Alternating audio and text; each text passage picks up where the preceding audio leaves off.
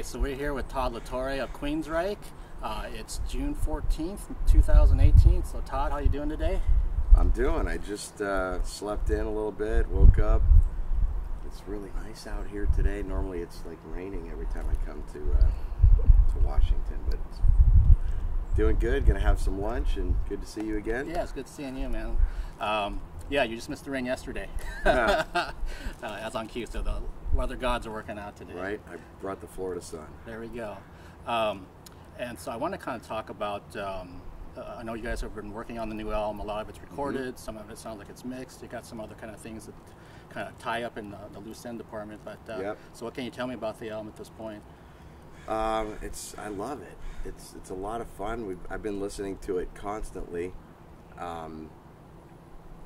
I think that it's got more driving songs on this record than the last one. Okay. I remember the last one when we were doing the track listing. It was like, okay, we need another fast song. We're like, we don't have one. So there weren't as many fast paced songs as we would have wanted. But we just kind of wrote songs, and it was what it was. But this album has, I think, more driving songs. I think there's elements that are more progressive, some different time signatures, and it's a good flowing album so far. We've been experimenting with some track listings, and so far, we're all really happy with the direction that this album took, and I can't wait for people to hear it. Awesome. Yeah. Are you guys kind of still doing the songwriting process where it's kind of like individually and then you guys come together and kind of work on things, or have you had a chance to actually do a song as a band? I mean, it's both. Okay. It's both. Most of the times it starts as you have an idea, you record it and send it to me, and then I work on the lyrics and vocals and melodies, give it back to you, and then we kind of, if it's at a certain stage, then we'll show everybody, and then they'll be like, okay, cool, what about this? And then everybody's kind of opinion comes in and the song takes shape that way.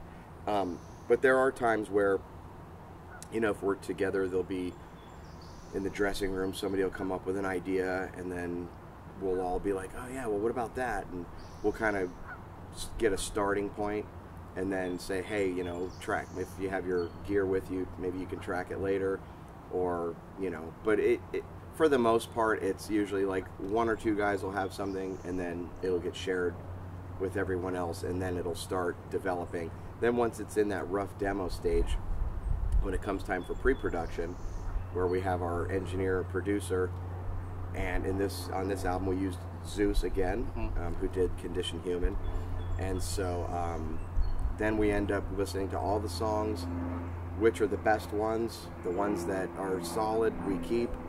And then it's just this process of shredding taking every song apart and reworking them. So sometimes you'll hear a song and it's after the pre-production is done and we've established a new arrangement or a tempo change or whatever.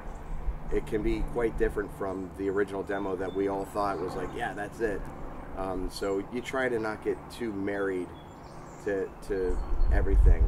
Some things you're like pretty concrete on, like that needs to stay for sure, but once you play things back and everyone's listening and you're kind of feeling it, then those other decisions are made. And I think a lot of bands write songs like that nowadays, probably because everyone has a home studio and technology, and you can send, we use Pro Tools, so you can send Pro Tools sessions back and forth, and we're always touring and together, so we have our hard drives and we're exchanging what we've done on the song together and that kind of thing. Okay, sounds good. And from the first album that you did when you joined the band, and then Condition Human, and you mentioned that there's going to be maybe like more kind of rocking tunes on this third one. What other kind of differences are we going to hear as fans on this new one? Different. Gee, I don't know. I mean, there's some slow, kind of haunting, creepy, cool stuff on this record. There's like I say, there's more progressive elements on this one. I think certainly more, I think, than the last one. The song "Condition Human" was kind of progressive and Queensryche's standards, you know. So there's kind of some of those elements going on. Really good lyrical content, thought-provoking stuff. Certainly never trying to tell anyone what to think, but to think. And you know, it's again, a lot of it deals with things that are happening in the world that everyone can identify with and relate to, and so you know, I tried to have some really good vocal acrobatics on this stuff. And there's not a ton of high singing, but there's some high stuff on there vocally. The guitars sound, I mean, it's just sounds like a great Queensryche album to me. But you never know until you put it out to everyone, and then they get to, then it's not yours anymore, you know? Yeah, the fans will kind of give their input on what they like and what they're not liking.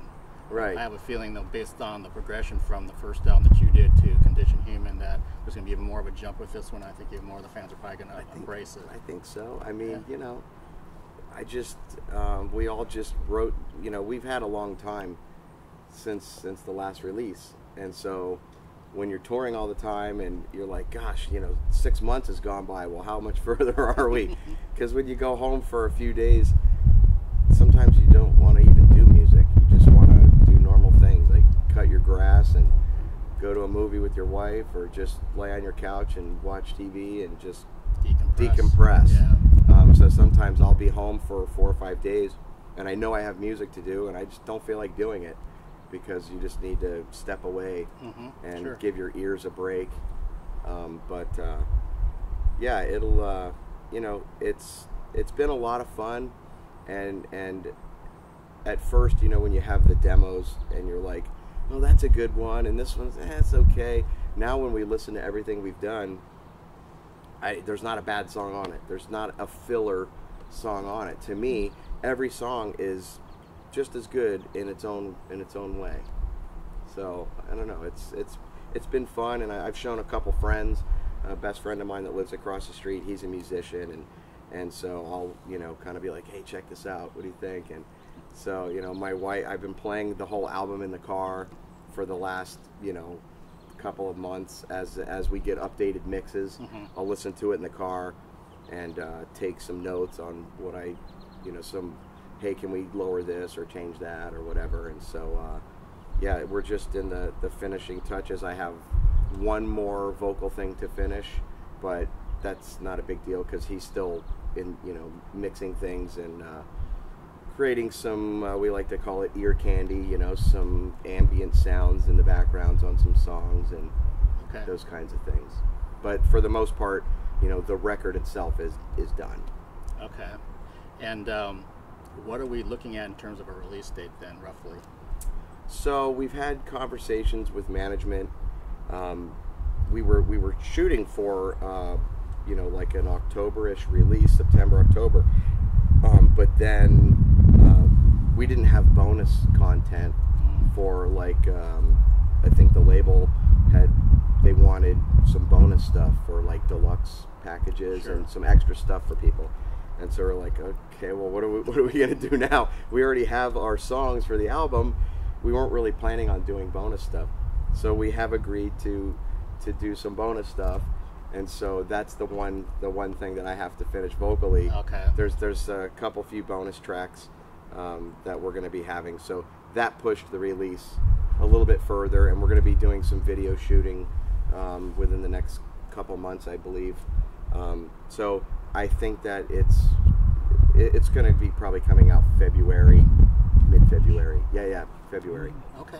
So we're still locking in, like, the exact date. But the last conversation we had, it seemed like, you know what, let's just make sure everything's right. The artwork, the packaging, you know, that stuff takes a lot of time to get right. And what's a couple more months, really? We don't want to sacrifice quality just to get it out, you know, the end of the year versus a couple months later. Right. No, that makes sense, right? I mean, it's your brand. So. Yeah, and we're going to be doing a lot of touring next year. Okay. You know, this year was a lot of fly dates. We didn't do any ground touring per se. Yeah, we do have some shows with the Scorpions and a couple of our own, so we'll have a bus and we'll do that. But most of the year has been flying in and out kind of stuff. But next year will be a lot more. We didn't go to Europe this year, so we're kind of, you know, enough to work and live and do what we need to do, but kind of pulling away a little bit, focusing on this record, and then next year we'll probably hit it pretty hard.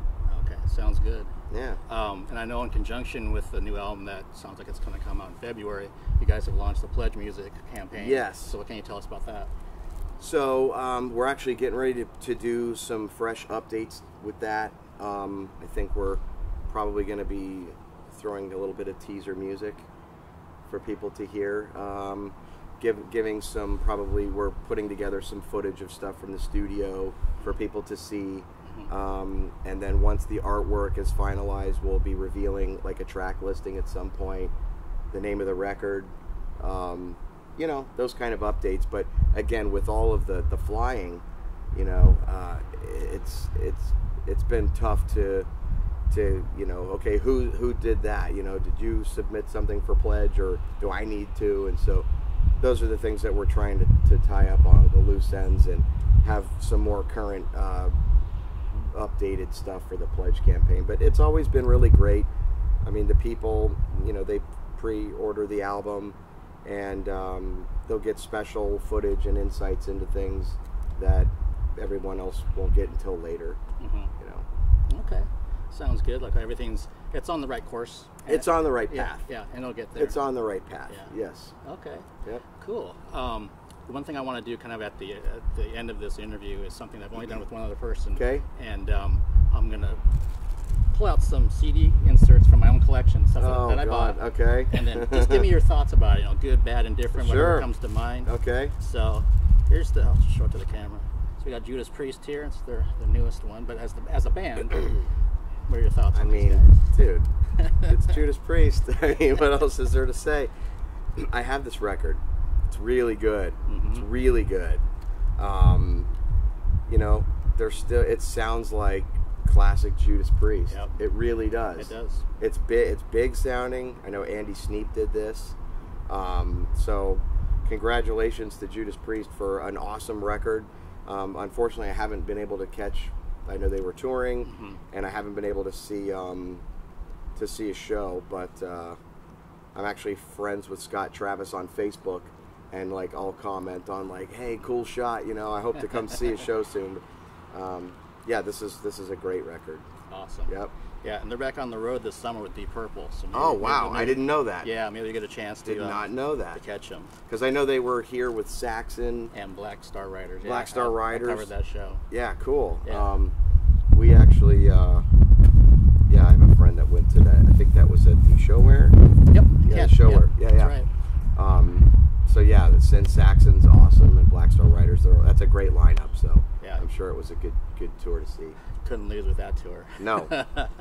Okay, this you should be very familiar with. Never heard of him. Yeah, Queensryche. That new guy sucks. He's a dick. This record, you know, I'm really proud of this record. It was my first stamp with the band. Had a lot of fun writing these songs with everybody. You know, it was a simple, bold statement with the Tri-Reich and the name. You know, there were the two versions at that time, and it was just like, we are Queensryche. We don't need to say anything else. And I think the songs, you know, obviously from the past records that the band was putting out without me, this was a huge direction shift, and to me was much more in line with, as a Queensryche fan, what I would want to hear. Never mind the vocal stuff, just the music, you know. So yeah, that was a good, fun record. But I haven't listened to this since it came out, to be honest. Wow. So I don't listen to the stuff that I've done. Like, I'll play through it a couple times and I know it, and then I'm on to the next stuff. Yeah. Okay. But I'm very proud of that, obviously. Yeah, for sure. Now, I read that I think one of your old cover bands played. Yeah, XYZ. I love XYZ. They're a great band. And which song did you guys cover? Inside Out. Okay. Yeah, that was their big radio hit. Yep. But there's another one called Nice Day to Die or something. Yeah, right there, Nice Day to Die, track 9. killer song. And Don Dawkins, I think, produced this. And since we played with Great White a lot with Terry on vocals, you know, he was the singer of XYZ, Right. and I always loved this band. And so, yeah, it's really cool. Great band, awesome record. That's a good one to have in your collection. Okay, and as a drummer, Oh, well, hey, you Rush. know, yeah, what can you say? It's Neil. He's amazing, legendary. And you know what sucks? I've never seen Rush live. Oh wow. Ever. And now they don't. They hung it up. They hung it up. Yep. I missed it. Same with Dio. Dio came to St. Petersburg, and a friend of mine called and said, "Hey, Dio's coming. Do you want to go?" And I just was really tired and didn't feel well, and I was like, "Yeah, he'll be back." You know, and I never got to see him, but yeah, this is Rush is amazing. They're, you know, and the drummer, you know, writes, I think, most of the lyrics. Yep. And so that's pretty cool. Amazing. I mean, just one of the most legendary progressive bands of our time, you know, and I regret that I never went and saw them live, but that's awesome. Cool. Band you're familiar with? Oh yeah. Striper? One of my all-time favorites. I love Striper, and this is such a good record. Even like the Yellow and Black Attack. This is Soldiers Under Command. I mean, and they still write. It always sounds like Striper still. And Michael Sweet's voice still sounds amazing. The guitars, all the harmony stuff that they do. I have to pinch myself sometimes because I can remember in my early teens being introduced to Striper. I was into some Christian metal bands, even though I'm not a Christian. Striper, Barren Cross. You know, Barren Cross was one of my all-time favorites. I still love them. Still listen to Striper, and you know, the fact that we play with Striper many times, and I've become really good friends with the band and Michael in particular. You know, it's pretty surreal that I'm looking at this now at 44 years old, and it takes me right back to my early teens, and they're still kicking ass. Yeah, because you played drums with them on the Monsters of Rock cruise, I know. And Yeah. You sang with them on stage down Yeah. in L.A. like quite a few years ago. Yeah, that was at NAMM, Something. during the NAMM weekend there, and he asked if I wanted to come up and sing a couple songs, and I was like, you know, okay, yeah. Yeah, because Then he asked me again, he's like, hey, you want to sing? I was like, you know what I really want to do? I want to play drums. He was like, really? I was like, yes. So that was like bucket list. I mean, you know, I love Striper. That's awesome. Yeah, it was killer. How about this fellow singer? Oh, Jeff Scott Soto, another really good friend.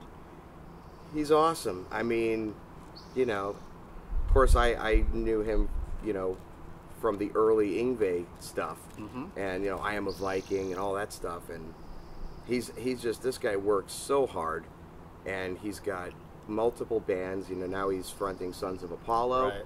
and they're out there kicking ass and touring all over the world. Awesome human being. Really, you know, not like a typical metal singer. You know, he's very R&B and soulful, very soulful singer. But the earlier metal kind of stuff that he did was just what a huge voice, and he still sings amazing, and I love this guy. So that's a good one. Cool. And you already mentioned earlier that you had toured with the Scorpions. I know you're doing some kind of makeup dates. But Yeah. Here we go. Yeah, I mean, this is classic stuff right here. Wow, that's provocative. You normally don't see that. There's one where he's like in his underwear, staring out the window, and it's like, have you seen that one? It's really funny. Dude, this is awesome. This is the Japanese. Yeah, I got it a long time ago. Well, I will handle it with care. That is really cool. I don't know what year this was. What year was this? Can you tell? 79. 79. Holy cow. I was born in 74. And you know, when we played with them, we toured for like a month or so with the Scorpions. And the energy that they have on stage, at their age especially, was like unbelievable. You know, I mean, Rudolf Schenker just runs around like a madman, and Klaus, all of them are amazing, and so that's really cool. Cool. And we'll wrap this up with where it all began. Absolutely, yeah. The original EP from Queensryche. My favorite font that the band ever had. That's just sick looking.